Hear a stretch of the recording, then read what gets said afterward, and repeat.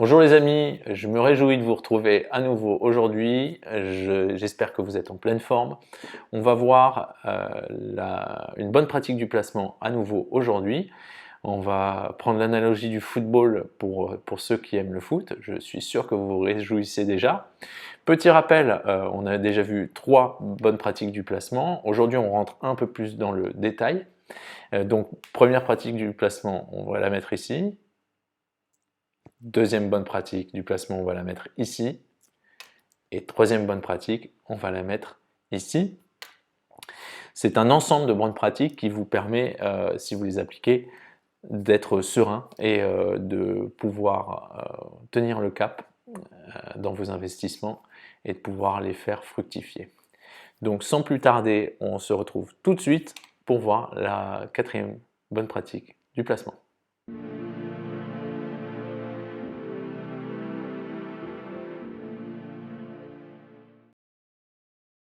Donc les amis, je me réjouis de vous retrouver à nouveau aujourd'hui pour un nouvel épisode. Avant de commencer, pour ceux qui ne me connaissent pas, je m'appelle Mathieu, j'ai eu la chance de rejoindre il y a maintenant 1 an et demi, 2 ans, une formidable équipe de conseillers en création et gestion de patrimoine qui m'ont fait toute mon éducation financière. Avant cela, mon éducation financière c'était zéro. Et qui m'ont donné donc les connaissances, les techniques, les réflexes et les outils à avoir afin de pouvoir investir sereinement mon argent et de pouvoir développer mon indépendance financière. Et ma mission au travers de cette chaîne, c'est de partager avec vous ces connaissances et ces outils afin de vous permettre de faire les bons choix quand il s'agit d'investir votre argent et de développer votre indépendance financière. J'ignore comment vous êtes tombé sur cet épisode, mais sachez que si vous trouvez ce contenu intéressant, n'hésitez pas à le partager avec quelqu'un autour de vous que ça pourrait aider. C'est comme ça qu'on pourra toucher un maximum de monde et aider un maximum de monde à faire les bons choix quand il s'agit d'investir leur argent. Alors sans plus tarder, on va voir la 4e bonne pratique du placement.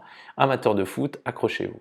Donc comme vous le voyez à l'écran, on a un terrain de foot. Alors ma question, la première, c'est quand on a des joueurs sur le terrain, qu'est-ce qui fait la performance? Est-ce que ce sont les joueurs ou est-ce que c'est le terrain? Alors pour ceux qui vont me répondre le terrain, j'ai envie de vous dire non, que le terrain soit synthétique ou que ce soit une pelouse normale, que la pelouse soit détrempée ou qu'il fasse super sec sous le soleil, ça ne change rien parce que les deux équipes jouent sur le terrain. Donc au final, ils sont sur le même support. Donc oui, certains joueurs vont peut-être préférer jouer sur un terrain sec qu'un terrain mouillé, mais l'idée, c'est quand même, ce sont les joueurs qui vont faire la performance.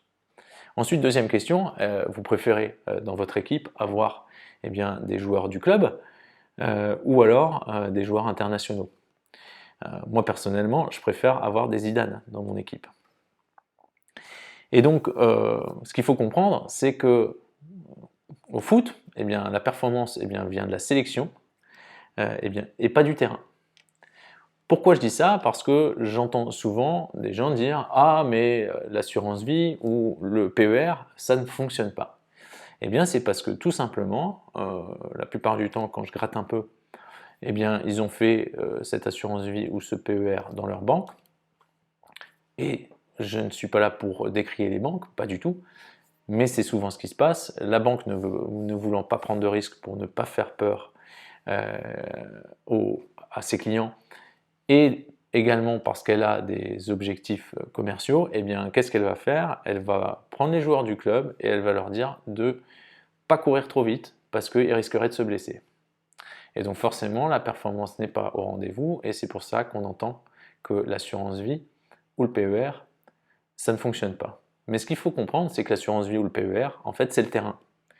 Et ce qui fait vraiment la performance, ce sont les joueurs sur le terrain. Donc comme je le disais, moi je préfère avoir que des zizous dans mon équipe et c'est totalement réalisable avec un petit peu de connaissances. Donc ensuite, de la même façon qu'on peut avoir les 4-4-2 ou les 4-3-3, etc., on peut avoir différentes sélections au sein d'une allocation d'actifs. Car en fait, ce dont je vous parle depuis qu'on a commencé, cette équipe de foot, c'est l'allocation d'actifs, c'est les joueurs sur lesquels on va investir notre argent pour aller chercher de la performance sur le moyen long terme.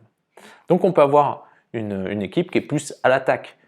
Donc on va, dans le langage financier, on va appeler ça une allocation plutôt, ou une sélection plutôt dynamique. Ensuite, on peut avoir des milieux récupérateurs, un peu moins d'attaque, et puis peut-être un peu plus de défenseurs. Ça va être une sélection un peu plus équilibrée. Dans la sélection dynamique, eh bien, on fait tout pour mettre des buts. Alors, on va se prendre des buts, c'est pas un souci, mais l'idée, c'est qu'on va mettre tellement de buts que les buts qu'on va se prendre, en fait, c'est pas du tout un souci, et on n'a pas à s'en soucier. D'ailleurs, on est tellement sur l'attaque qu'on pourrait même jouer sans gardien. C'est un peu ça l'idée, pour pousser vraiment le modèle. Et donc, sur une sélection un peu plus équilibrée, là, on va quand même se mettre un gardien. On va essayer de limiter le nombre de buts qu'on se prend, mais on va essayer d'en mettre un max aussi. Et ensuite, on peut avoir une stratégie plus prudente, où on est vraiment sur la défense. Et là, le but, c'est vraiment de ne pas se prendre de buts et d'essayer d'en mettre quelques-uns.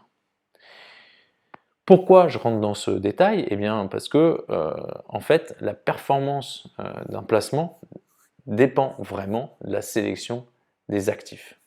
Donc, bêtement, si vous voulez avoir une performance très élevée, eh bien, il va falloir des joueurs internationaux, les meilleurs, et bien sûr, il va falloir peut-être considérer le fait qu'on va se prendre quelques buts, mais on va mettre tellement de buts que ces quelques buts vont être lissés par la performance.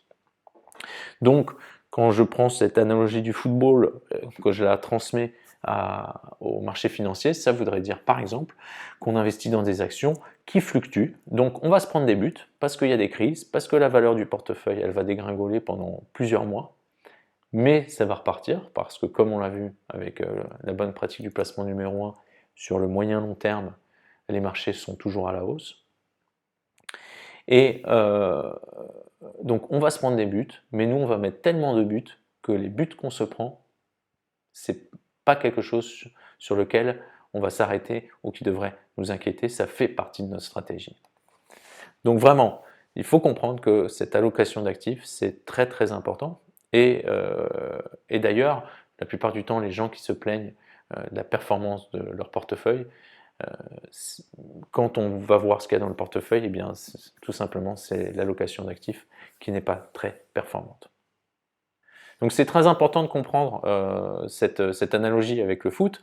Vraiment, ce qui est important quand vous investissez votre argent, c'est d'investir dans des sociétés performantes, dans des secteurs performants. Comme on l'a vu, il ne faut pas mettre tous ses œufs dans le même panier, mais c'est cette idée d'avoir un Zidane, excusez-moi, hein, mes références de foot sont un peu, un peu vieilles, mais il faut avoir un Zidane, un Thuram, un Lizarazu, un Petit, avoir vraiment une équipe qui fonctionne bien ensemble, qui se prend peut-être quelques buts, mais qui en met tellement que ce n'est pas un souci. Des joueurs internationaux, pas les joueurs du club, et on verra plus tard que le terrain, donc l'enveloppe dans laquelle on va mettre cette allocation, le terrain sur lequel on va faire jouer ces joueurs, va avoir son influence, mais pas sur la performance, plus sur l'optimisation fiscale. On verra ça dans un épisode suivant. Voilà pour aujourd'hui les amis, j'espère que vous avez appris quelque chose, que la petite analogie avec le foot vous a plu. En tout cas, moi je me régale toujours à faire ces épisodes pour vous. Bien sûr, n'hésitez pas à partager cet épisode avec quelqu'un autour de vous, que ça pourrait aider. C'est comme ça qu'on pourra toucher un maximum de monde et aider un maximum de monde à faire les bons choix quand il s'agit d'investir leur argent. Bien sûr, n'hésitez pas à me laisser un petit commentaire, à me mettre un petit like, ça fait toujours plaisir. Et bien sûr, à vous inscrire, à appuyer sur la cloche, c'est juste 2 clics de la souris et comme ça vous êtes prévenu dès que je poste un nouvel épisode. D'ici là, moi je me réjouis d'avance de vous retrouver, prenez soin de vous et à très bientôt.